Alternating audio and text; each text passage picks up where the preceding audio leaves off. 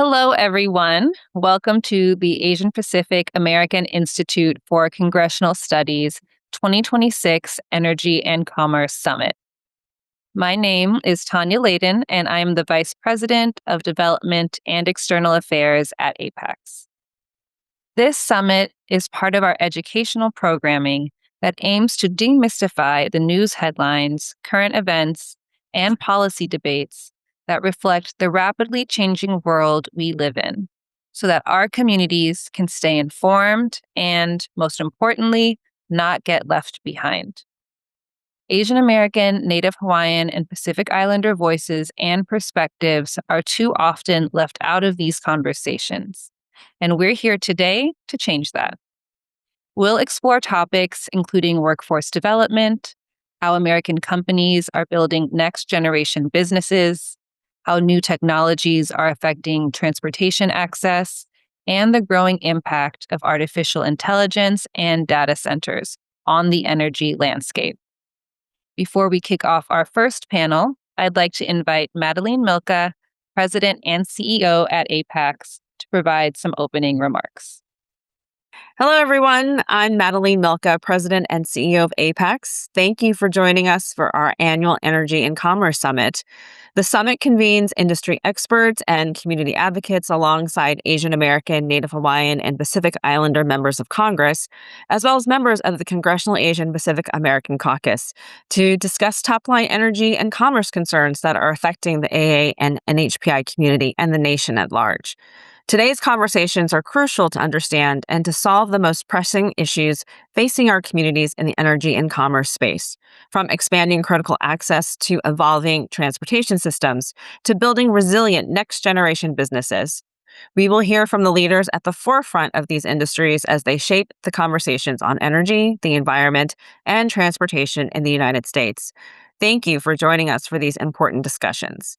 I'd like to thank our summit partners, Exelon, League of Conservation Voters, Microsoft, PG&E, Pepsi, Uber, Walmart, and the Washang Foundation. Your support enables APAICS to fulfill its mission of promoting Asian American and Native Hawaiian Pacific Islander representation at all levels of the political process, from community service to elected office. I hope you learned something new today and share what you learned with your colleagues and community members. Please enjoy the summit. Thank you, Madeline. Next, I'd like to introduce CAPAC Executive Board Member Congressman Ed Case, who represents Hawaii's 1st Congressional District and sits on the House Committee on Appropriations. Please welcome Congressman Ed Case to the summit.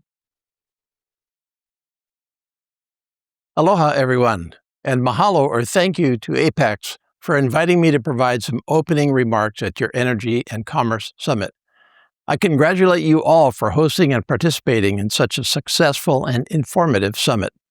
APAICS has, for more than 3 decades, fulfilled a critically important mission, encouraging Asian American, Native Hawaiian, and Pacific Islander leadership in public service and ensuring that our government better reflects the communities it serves.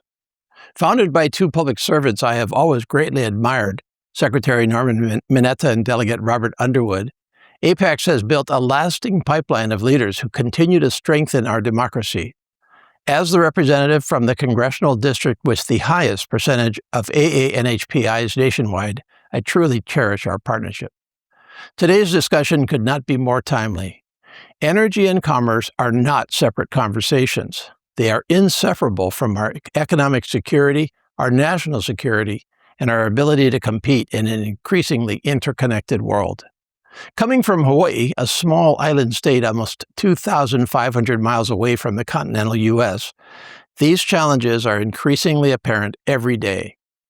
Our geographically isolated community understands perhaps better than anyone how vulnerable supply chains are, how important affordable and reliable energy is, and how global effects directly impact our daily lives. Our Indo-Pacific is and has been a center for global trade and commerce, innovation, and competition, and Hawaii sits at its crossroads in what can be a very vulnerable position if left unaddressed. These realities have required honest, long-term thinking from all of us. We need to invest in a clean energy future that is reliable, affordable, and resilient. We need infrastructure that is built to last. We need supply chains that can withstand global disruption, and we need policies that encourage innovation while cultivating opportunity for our local businesses. These obligations belong to all of us, and we need to meet them both for the present and for the future. Our government has an essential role to play, but so do our businesses, researchers, educators, nonprofits, and community leaders. The best solutions rarely come from any one sector acting alone. They come from all of us coming together, often in settings such as this. These gatherings bring together voices that do not always share the same perspectives, do not always readily communicate, but do share a common interest in solving problems and building a stronger future. I want to take a moment to recognize the important role that Asian American, Native Hawaiian, and Pacific Islander communities play in all of that future. Our communities have long contributed to global leadership in business, science, engineering, medicine, technology, and public service. You are innovators, entrepreneurs, educators, and public servants whose work strengthens both our economy and our democracy. Organizations like APAICS ensure that those contributions continue by preparing the next generation of leaders to serve not only in elected office, but throughout every level of government, business, and civic life. To those students and young professionals participating today, thank you for choosing to engage. Public service takes many forms, and our country will need your ideas, your expertise, and your commitment in the years ahead. As we begin today's summit, I encourage each of you to approach these conversations with openness, curiosity, and a willingness to collaborate. Our challenges are significant, but so are our opportunities if we are all willing to work together. Mahalo again to APAICS for your leadership and for your steadfast commitment to expanding opportunity and representative for Asian American, Native Hawaiian, and Pacific Islander communities. I wish you a productive discussion, and I look forward to the ideas and partnerships that emerge from today's summit. Mahalo, and have a wonderful summit. Next, I'd like to welcome CAPAC Executive Board Member Congressman Ro Khanna, who represents California's 17th Congressional District. He sits on the House Committees on Armed Services and Oversight and Government Reform. Please welcome Congressman Ro Khanna to the summit. Hi, everyone. At the Asian American Pacific Institute for Congressional Studies, I'm Congressman Ro Khanna. I so appreciate that you're getting together on this Energy and Commerce Summit. I have been working on issues as CAPEX Workforce and Economic Development Chair on many of the issues you will discuss. We need a bold renewable energy vision for solar, wind, geothermal. We need to be building battery plants. We need to restore the electric vehicle tax credit that the IRA under Biden had and that Trump has repealed. We need a vision for public transit, mass transit in many of our cities, and the high-speed rail. We also need to do work on how we're going to transition into energy efficiency and make sure that we're not engaged in the carbon footprint that would lead to climate change and global warming. I look forward to hearing your recommendations for what bold climate and energy policy will look like. Bold climate policy is good jobs policies. It leads to union jobs. It leads to the renewal of deindustrialized towns, and it helps many in the Asian American community who are leading scientists and leading manufacturers and leading workers in this field. Thank you for your leadership. Look forward to getting your feedback and making it part of our 2026 and 2028 agenda. Thank you, Congressman Khanna. Our first panel today is The Energy Landscape, State of Play, Challenges, and Solutions.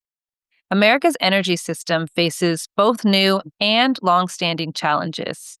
This panel will examine the barriers developers, regulators, and policymakers face in addressing these issues.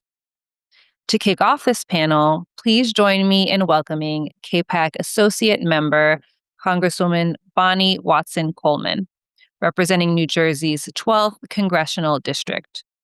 The first Black woman to represent New Jersey in Congress, Congresswoman Watson Coleman sits on the House Appropriations Committee and House Committee on the Budget. We are honored to have Congresswoman Watson Coleman with us today Please welcome her to the summit. Greetings. It's a privilege to be able to speak before you all today. As energy costs continue to rise and emerging technologies change the landscape of energy consumption, it's important for us to have these constructive policy discussions, especially as we look at collective action that keeps the needs of minority and marginalized communities front of mind. So I thank you to Madeline and I thank you to APAICS for hosting this conference. As data centers continue to expand their footprint across this country, we must account for the environmental and economic impacts of their development and operations on energy, water, grid reliability, and ratepayers, as well as how data centers are impacting low-income communities. The American people have made it clear that the facilities are creating issues for our communities that need to be studied and addressed. 7 in 10 Americans from across the political spectrum have opposed construction, and for good reason. Americans are facing rising utility costs, pollution, and a strain on water supplies, magnified by an affordability crisis, gaps in healthcare access, slashed environmental protections, and rollbacks in critical funding. In my state of New Jersey, electricity rates have already jumped 20%. Families are being asked to conserve water, while enormous facilities consume millions of gallons for cooling operations, and it's not sustainable. The impacts are even more harmful depending on where you live. Those living within a mile of a data center have higher pollution burdens compared to the national median, and many overburdened communities include populations of minorities living in close proximity to these facilities. I've been working to advance legislation to study the impacts, ensure the public is made aware of the data that is collected on electricity consumption through the Energy Information Administration, and increase coordination with agencies like the EPA and the Department of Commerce to provide the tools to ensure that this work reflects the local land and water use concerns and community-level economic impacts. But while we demand greater accountability and solutions regarding data centers, we should not simultaneously undermine the public research investments that help maintain America's scientific and technological leadership.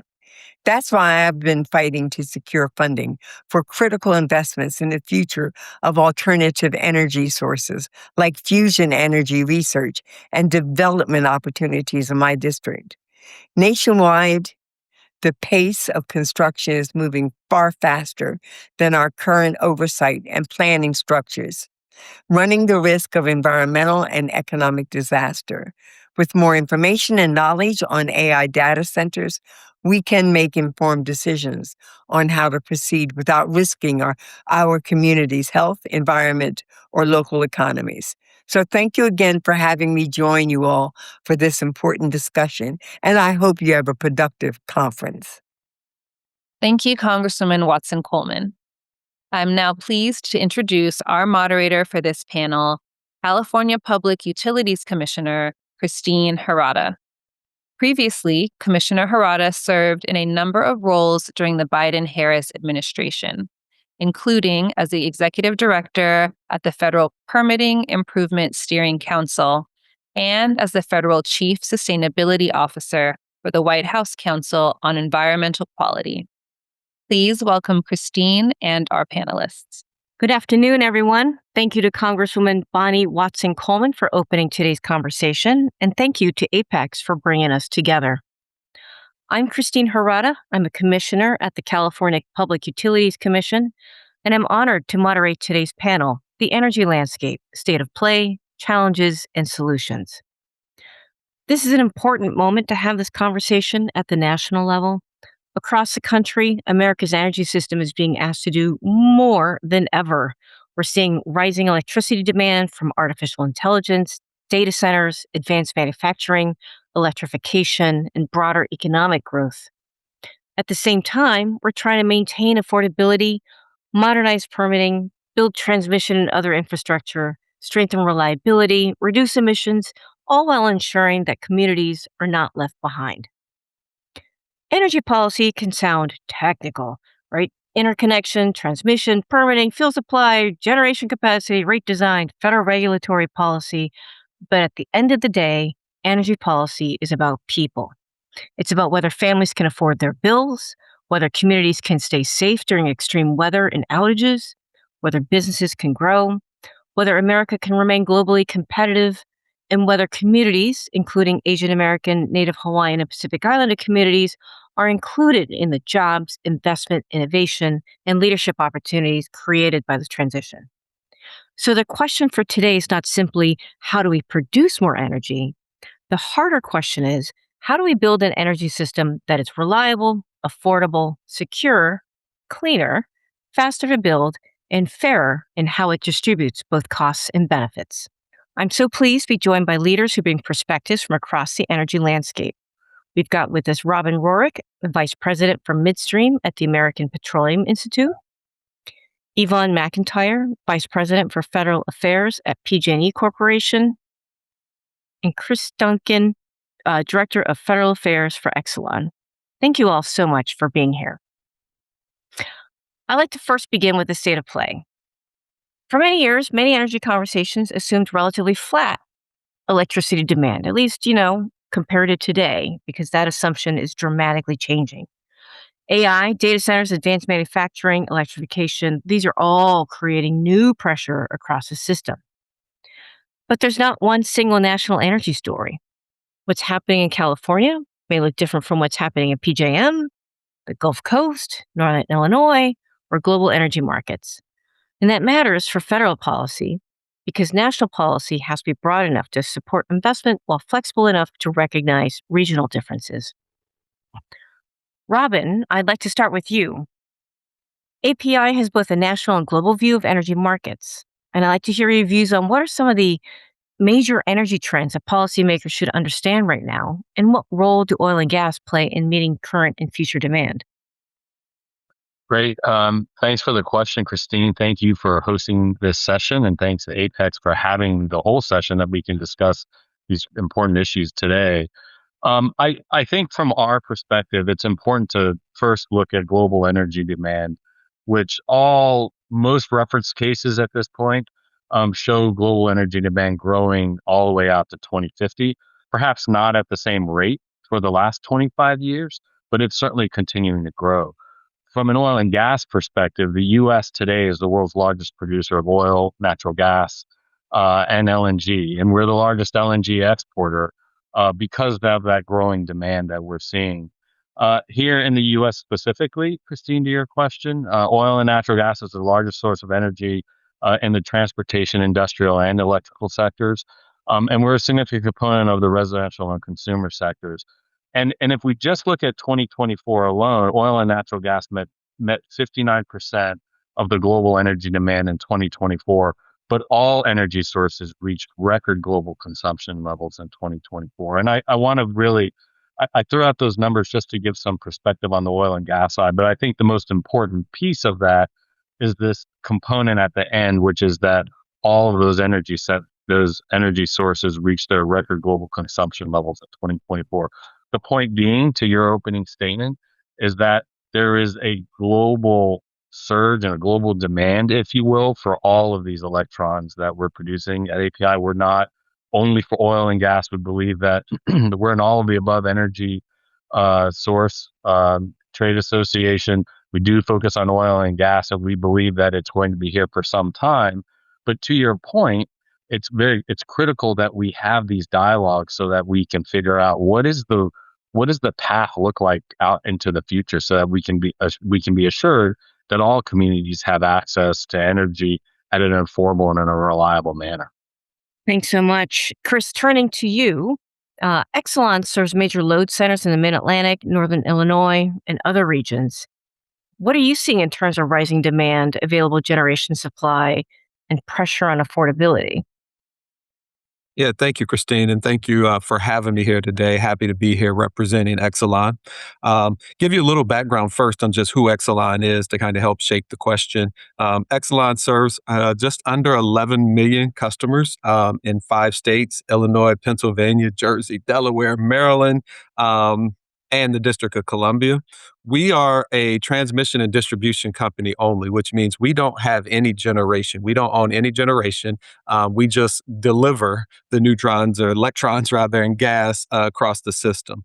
We do operate solely in the PJM footprint, which is an organization that maybe 18 months, 2 years ago, the average household never would have heard of. And now you're hearing the term PJM, across the halls of Congress and states houses all across the country.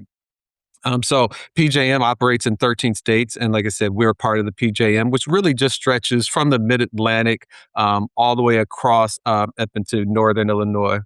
As you mentioned, there's two areas that I think every employee of Exelon is focused on every day, and that's going to be affordability and reliability. When we look at this landscape, we see utilities evolving at an unprecedented rate. It's been said that the industry is going to change more over the next 10 years than it did over the previous 100. And again, as you mentioned, it's not just data centers. It's overall electrification. It's households becoming more electrification. It's growth of business. So data centers typically are, we point at data centers a lot, but it's not just data centers. And so from an Exelon standpoint, when we're thinking about affordability, we're thinking about reliability, there's a handful of things that we've been kind of looking at, that we've been doing to kind of help those 11 million Americans that, are struggling, and that they're making it known to us that they are struggling. So the first thing I talk about is our customer relief fund, where we provided $60 million of shareholder dollars directly to our customers to be able to help them with bill assistance. We've partnered with the 13 governors in the PJM states to cap rates so that customers aren't seeing that shock that they saw going back to about 2024, as well as being able to predict their rates a little better because of those caps. We have new rates that we're seeing across our jurisdiction for limited income customers, which is really, we're seeing those put in place across the jurisdictions. And then finally, when we do talk about data centers, we have what we're calling transmission security agreements that we have in place, where we are working with data centers to say, hey, okay, this is the load you anticipate using. This is what you're going to commit to paying for, whether that load comes on the system or not. And that's our way of making sure that if the load doesn't come as they plan, that cost is not borne by our customers. Interesting and super complicated operations, of course, operating across so many different states. Yvonne, turning to you, PG&E, of course, operates in a very different environment. You've got significant rooftop solar, community choice aggregation, large wildfire resilience needs, and of course, growing interest from large load customers. How's the demand picture changing in California, and how does that affect your all's planning? Yeah, thank you, Christine, and thank you, APAICS, for inviting me to participate in this panel today. As Christine knows, since you are one of our regulators in California, but a little bit of background on PG&E. We are the largest combined utility, gas and electric utility in the state of California, one of the largest in the country. We operate a 70,000 square mile service territory that goes from Central California to the Oregon border. We, unlike Exelon, do own some of our generation, and as well as the wires. However, we have a hybrid market in California, and so we no longer build our own generation. But again, we have the one remaining nuclear plant in the state of California, Diablo Canyon, that it provides clean energy to the state of California. And we do still own some natural gas generation. We have one of the largest hydropower systems in the country as well. But as everyone knows, with California, with very aggressive clean energy and climate goals, we have seen increasing amounts of renewable energy in the state of California that we purchase to serve our customers. In the last couple of years, we have provided 100% carbon-free electricity to our customers. And so we are very committed to aligning with the state, actually exceeding the state in our clean energy and climate goals. And as Christine noted, we have some of the largest residential rooftop solar in the country, as well as electric vehicles within our service territory. So we see we have been seeing a lot of electricity load growth from electrification. And while we haven't had the very big data centers coming into our service territory, I think there's this misconception that California is out of energy. We have started to attract some of that. We are the seat of the tech industry with Silicon Valley in our service territory. And so we have very good relationships with the tech companies and started working with them on how we can better provide the services that they need. At the same time, as Christine noted, we have pressures on our system with not just wildfire, but lots of different types of natural disasters in our service territory. So we've had to invest a lot in making our system safer. We obviously have had a pretty bad history of wildfires in our service territory. We actually went into bankruptcy from the Camp Fire that basically burned down a town. And from the settlement that we paid out from that, we went into bankruptcy. So that has all added to the pressures on, how expensive it is for us to invest in our infrastructure and all the improvement that we've had to make it safer. This has all led to increasing rates and, added to the pressures of affordability issues in the state of California. But we have been moving forward with taking steps to reduce our rates. We've actually reduced our rates 5 times in the last 4 years, where for our highest risk customers, the rates have gone down 23% from 2025. And then for our average customers, it's down 13%. And that's been from a matter of different steps that we've taken. We've improved our operations, made our work more efficient. We have been undergrounding, which I think everybody believes that that's added to the cost. But as we've embarked on our undergrounding activities, we have learned to do it smarter, cheaper, faster. And so those costs have come down, as well as the fact that when we underground our power lines, we then take away the need for those increased inspections, vegetation management related to the upkeep of our transmission and distribution lines. And so that's led to decrease. And other things that have come off, just past costs that we've been able to recover over the past few years. And so we continue to look for the steps that we can take to continue to reduce our rates, working with the state on various different mandates that are required to pass through to our customers. We're also looking at because, as was mentioned, with the community choice aggregation and residential solar, we've had customers leaving our system, which meant that we've had fewer customers to spread our fixed costs for maintaining our system. And so with new large loads coming into the system, we believe that, we'll be able to spread those costs among more customers and then continue to bring down rates. So we're also, just as Chris is, as we try to work with the new large loads coming into the system. We do have Rule 30, our large load tariff, before the CPUC, waiting for a decision, that would require large load to pay upfront for the cost to improve our infrastructure to be able to meet that load. So lots of different steps that we're taking to address the affordability, reliability, and safety of our system. Well, that's a perfect segue into our next set of questions. It's turned to infrastructure and large load growth. AI and data centers are getting a ton of attention.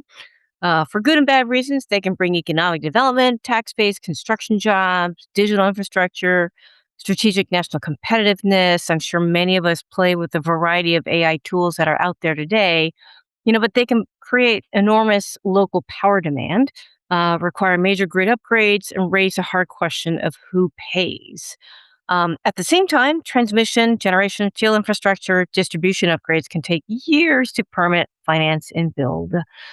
So we're asking an old infrastructure system to move at the speed of a new digital economy. Permitting reform is one of the most important and most contested issues in this conversation. Everyone agrees we need to build faster, whether we're talking about transmission, generation, fuel infrastructure, substations, et cetera. But permitting reform can mean very different things. For some, it means faster timelines, more certainty, fewer duplicative reviews. But for others, it raises concerns about environmental protection, tribal consultation, local input, and we're hearing that a lot, and whether communities will have a meaningful voice. Yvonne, let me turn to you first. I know that PG&E has been doing a lot of work on data centers and community engagement, customer rate impacts of large new loads, as you indicated. Can you talk about how large load customers can affect rates, including some of the circumstances under which they might actually help spread those fixed costs and reduce rates over time, like you mentioned? Exactly. We actually, again, we see a benefit from new large load coming into our service territory because we are able to effectively, spread costs among a larger number of customers. And the large load coming in and the upgrades to the infrastructure are going to benefit everyone. It's not really, at the end of the day, just going to impact that data center or the large load coming into the system. When we make the improvements, the improvements to the transmission and distribution system and any other energy infrastructure that's related to that benefits everyone. It provides more reliability. It adds more capacity to the system. And the processes that we're going through as well to improve the speed with which we can connect these new large loads are also going to inform how we move forward with our interconnection processes across the board. We have undertaken what's called cluster studies. And so it used to be that for each new customer that has applied to come into the system, we would do all the work that's needed, the engineering, the planning separately for each different customer. And so that took a long time, and then it also didn't always mesh where you're just looking at one unique situation. You're not really looking at how another new customer coming in to the system can impact the others. And so the cluster studies, we take a whole bunch of new applications and review them together. And so do all the engineering and planning for all of those customers at one time. And so this way we can see, and plan for all the impacts and all the needs for those customers all in one shot. So it's not, taking a lot more time to interconnect each different customers. And so we've done 3 cluster studies so far, and from that we've had about 9.5 gigawatts of new load coming into the system, and in some cases, much faster than we have in the past. And so again, that's just right now looking at the large load, but we'll be able to replicate that for any other new customers coming into the system in the future. So it's improving reliability, capacity, and timelines for any new customers coming into the system. And, to piggyback on that a little bit, Yvonne's comments, that I think it just shows the challenges and how the challenges that the industry face can be very unique based on where you are in the country. Some of the challenges, the affordability challenges that PG&E are faced with have different root causes than the affordability challenges that customers in the Exelon footprint are faced with. And so I think it's important for stakeholders to recognize there's not like a one-size-fits-all easy solution to some of these challenges. I mean, we've been talking about permitting reform for as long as I've been in this business, which is not super long, but it's been a long time and we still haven't made a lot of progress. But I think it's because it's not a one-size-fits-all solution that we can just paint and go across the entire country. So for instance, when I talk about affordability challenges, and the PJM marketplace where we operate, a lot of it has to do with the supply and the lack of supply. When I look at my customer bills and recent increases, 75% of those recent increases are due to the imbalance between supply and demand. I only need to take you all back to Economics 101, that when supply is decreasing, demand is increasing. The first day of class, you learn prices are going to increase. And that's what we're seeing. We're seeing across the PJM footprint, but it's not only impacting our affordability, it's also impacting reliability. PJM recently reported that kind of gave a warning for Maryland in particular and saying, hey, by 2027, Maryland could be facing rolling blackouts. That's something a few years ago we would not have even considered. That's not a first world type challenge that our customers should be faced with. So, if I was to quote Calvin Butler, our CEO, he's been saying for a while now that, we've been like that car that you've been driving with the check engine light on. And we've been kind of ignoring that check engine light, hoping that it's going to take care of itself. Well, what happens when you ignore it?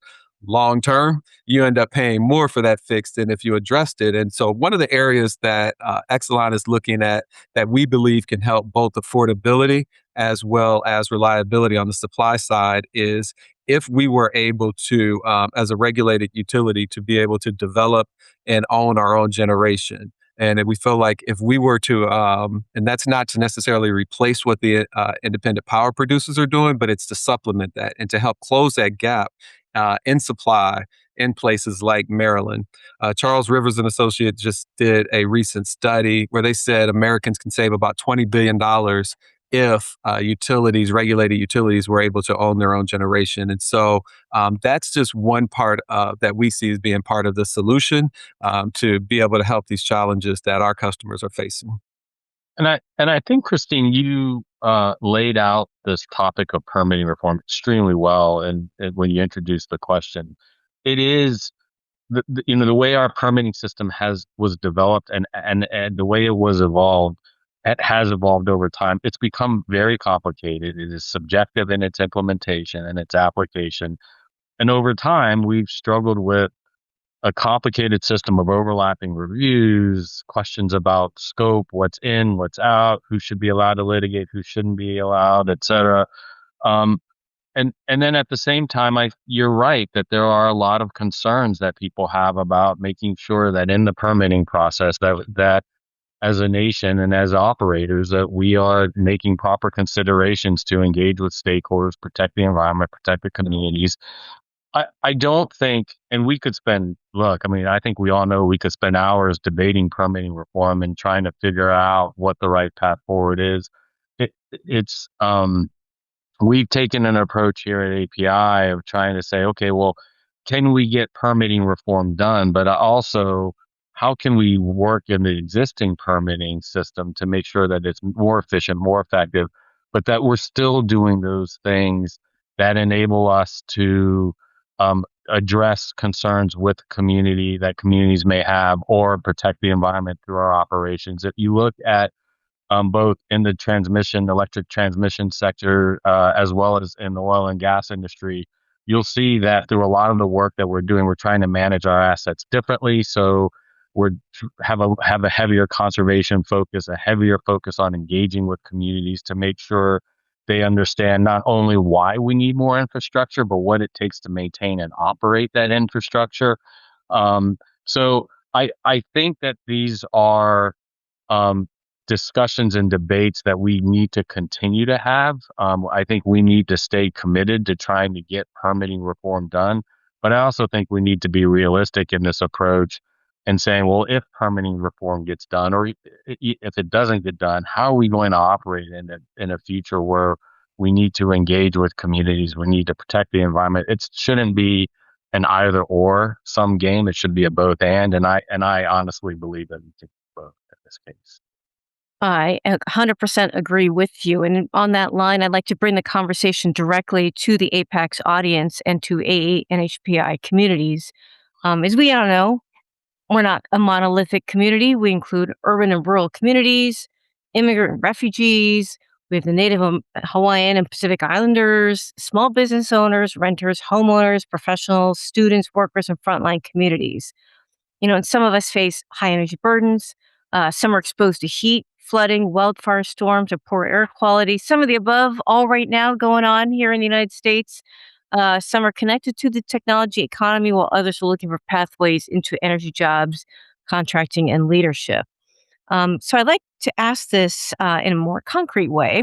What are some of the biggest energy challenges facing those communities today, and how do we ensure that the AANHPI communities are not left out of the conversation? Chris, maybe I'll start with you, as you touched on affordability being a central but yet very complicated point for Exelon, given the so many different states that you're operating in.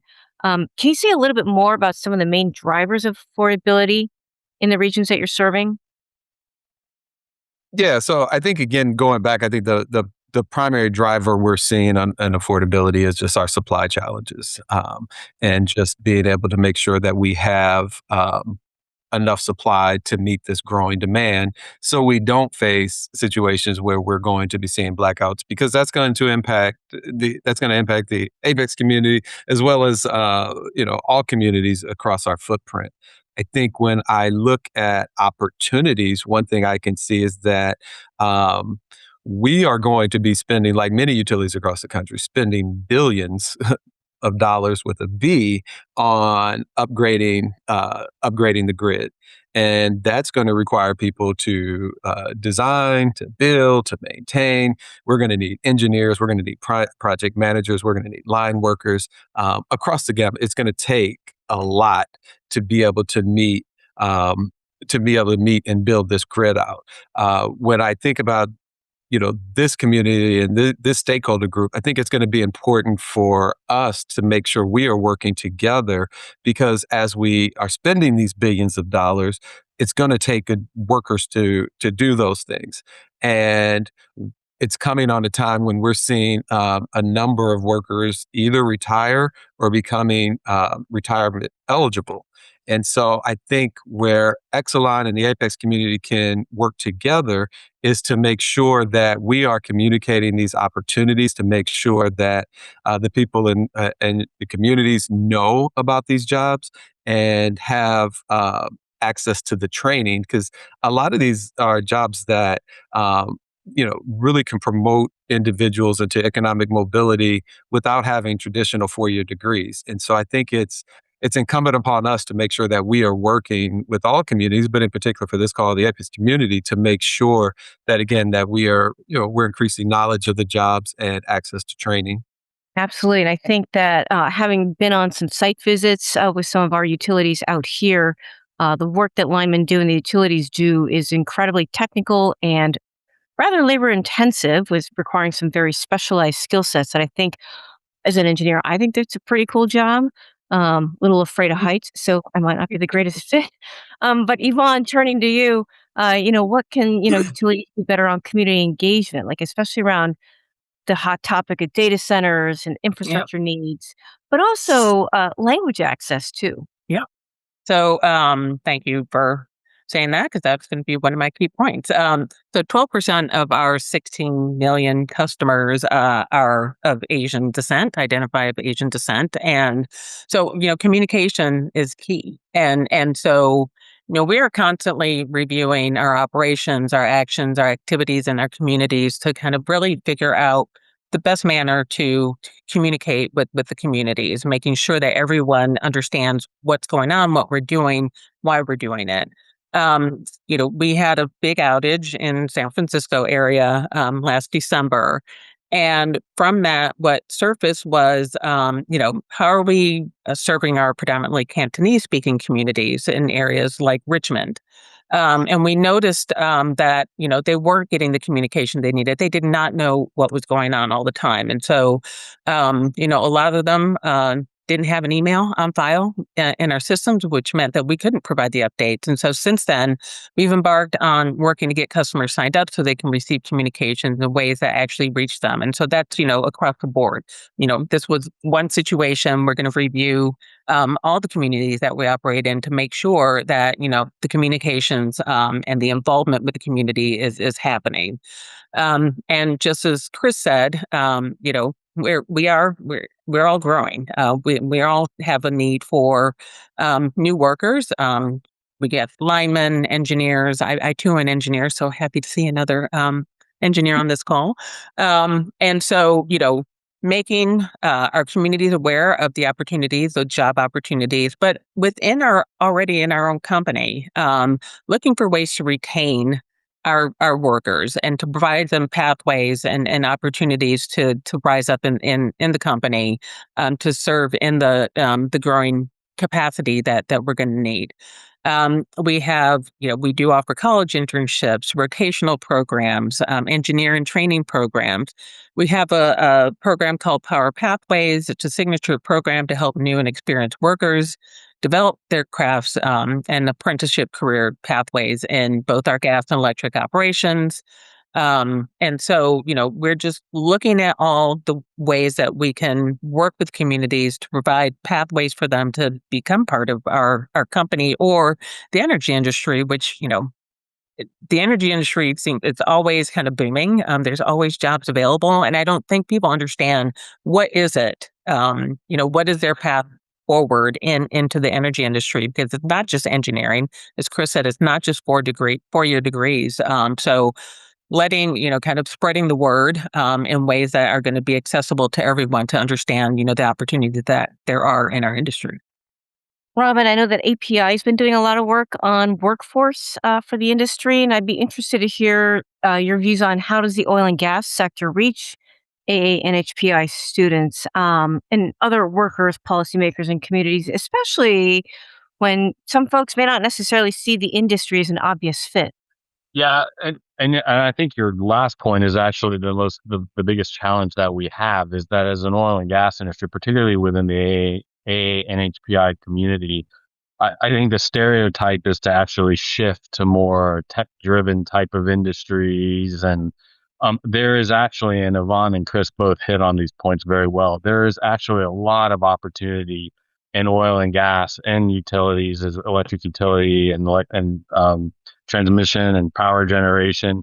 There's just a lot of opportunity, whether you're a 4-year degree program or not. I mean, for laborers as well, we do a ton of work with the labor unions.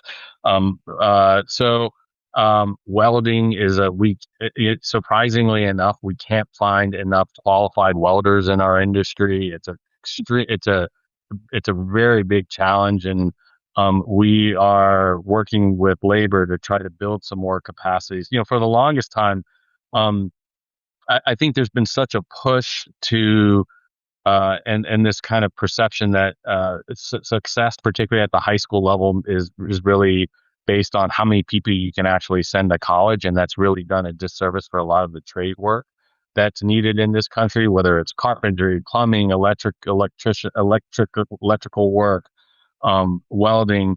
And so for the longest time, the labor trades, auto mechanics, et cetera, they weren't welcome in the high schools because the high schools weren't going to get federal funding as much unless they were sending people to college, right? And so I think we've done ourselves a bit of a disservice by undervaluing some of those jobs. And so there are some real opportunities in all of our industries, in addition to the engineers and the attorneys and the policy folks that we need in our industries as well. So there are, it's interesting, Christine, because I have a child that just graduated from college and one who will graduate in a couple of years, and they're both very concerned about finding jobs in the future. But I also think we are really competing among industry and even among the public sector as well to find good people to work in our sectors. So I do have hope, and I do believe that there's going to be some really good opportunities in our industry. To your question about engaging with communities, there's a lot more work that we need to do in the oil and gas industry to more effectively engage with communities.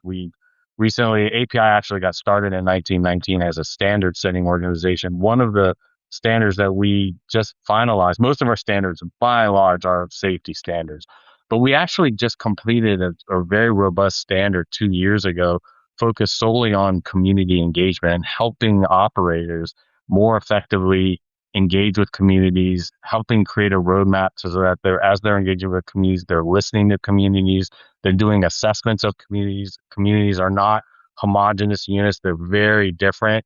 And a lot of work needs to be done to make sure that you can show up, talk in a way that resonates with those communities in a language that they can understand. And our standard kind of lays that out. The point that I wanted to bring up there is that there's a lot more work that industry needs to do to more effectively engage with communities. But again, like the workforce issue, I think there are plenty of opportunities to more effectively engage. And we're looking for those opportunities to engage with colleges as well as well below colleges, high school and even elementary school, to more effectively get into some of these communities and hopefully bust through some of the stereotypes that exist about our industry. Can I add too? I think it's important for the communities to see people like them in these jobs. And so the more that, we can be out there in the communities talking to folks to just, understand that, this isn't the exclusive kind of purvey of a specific type of person that comes to work in this industry. I mean, we have the unique kind of challenge in our service territory too of the fact that, again, as I said, we have the tech seat of the tech industry in Silicon Valley. So there's lots of competition for getting those tech workers, to join a company that's not going to pay them as much as, one of the big tech guys. And so, but, I think it's important to continue to be out there in the communities, communicating with them in ways that reach them, and to show, these are good jobs. This is what's available in the industry. That's great, especially if you're good with working with your hands, right? Welding's a real art. And so being Japanese, we have a very artisanal streak in our culture. And so it's just one of those things that I feel like is very applicable for many members of our community. We could talk about this stuff all day, but I'd like to close our discussion with your thoughts on things that we could be doing at the federal level. The policy environment is moving super quickly. And as a regulator myself, one of my goals is to provide certainty for everybody because I think it benefits everybody, utilities, investors, folks, everybody. So with that said, I'd like to maybe start with you, Yvonne. If you had one recommendation for the federal policymakers in the next year, what would it be? To get educated on, as I think we've all kind of presented, our industry is not homogeneous. Like, what's going on in California is not what's going on in PJM. I think people even kind of conflate the oil and gas with electricity. I mean, get educated. And understand that, there is not a one size fits all solution to affordability, to the data center issues, to supply, just understand the unique circumstances that are causing some of the problems across the country. Chris, maybe I'll turn to you next as a fellow utility. Yeah, so I would just say, we hear this often in our meetings, but that utilities are 5% of the GDP, but we power the other 95%. And so I'm happy that on one hand that we are getting attention. However, I guess in terms of recommendations, I would just caution our federal policymakers to make sure we're being thoughtful because there's always that urge to want to do something to help their communities. And I get it. We're hearing from our customers are their constituents. And so I would just say to be thoughtful in your policy making, your decision making to ensure that you don't lead to that law of unintended consequences. And as Yvonne says, we are here, to be able to help educate and to partner with our federal policymakers, to just ensure that, ultimately our goals are the same and that we can work together to try to reduce prices and to help our communities. And Robin, your views? Yeah, I completely agree with Yvonne and Chris. I think maybe just to add a little bit of spice to the discussion, and one of the things that we're getting ready to go into election season once we get through the summer, and we're always challenged. I think in this country in the last few years, we've been really challenged with partisan politics and partisan statements. And that doesn't translate, frankly, very well into good policy. Industries and companies don't operate on 2 to 4 year election cycles. We have a very difficult time switching directions, and if regulatory compliance goes up then goes down, if there's constant pendulum swings between Republicans and Democrats, conservatives, liberals, whatever. It makes investment very hard. It makes long-term decisions, the decisions that Yvonne and Chris and their companies have to make, the decisions that our oil and gas companies have to make. We don't make decisions on 2-year, 4-year time horizons. We make decisions based on 20, 30, 40-year time horizons. And so we need I completely agree with you. We need certainty, but we also need durability in those policy decisions as well. And so I would really challenge all of us to try to look beyond the partisan politics. To Chris and Yvonne's points, get educated on these issues. I think there's a lot more that we want to focus on the 5 and 10% that we disagree on, then we can do that. We won't make any progress. If we want to focus on the 80% that we can work together and collaborate on, I think we can do. And it's not meant to be Pollyanna-ish about this, but I do think that there's probably 80% that we can agree on, where we can make good, durable policy decisions, whether it's on permitting reform or anything else, that can bring meaningful changes to our public policy system that can really generate infrastructure development, hiring and workforce improvements, greater community engagement. But we've got to kind of get past the partisan stuff and get back to working together on issues. I think it's a really great point. I, as a former engineer, I like to say we do hardware, and hardware is hard. It's very hard. It's not just a simple app or whatever, some software that can be changed in 2 seconds, etc. But what I'm taking away from this conversation is our energy future is not just a single technology, a single company, a single region, or a single policy lever. Of course, it reflects the absolute diversity that is America. And we very much need an energy system that can support that, to support the economic growth, our competitiveness, and ensure that we're doing it in a way that is tailored appropriately for the variety of regions and different needs that we've got. For the AA and HPI communities, it sounds like the opportunities not only to be included in the energy transition, but to help lead it, whether it be as policymakers, skilled workers, leaders, executives, community advocates, and public servants as well. With that, thank you so much, everybody, for this conversation. And thank you also to APAICS for convening us today. I hope that you all have some good takeaways from this conversation, and hope you all have a great rest of your day.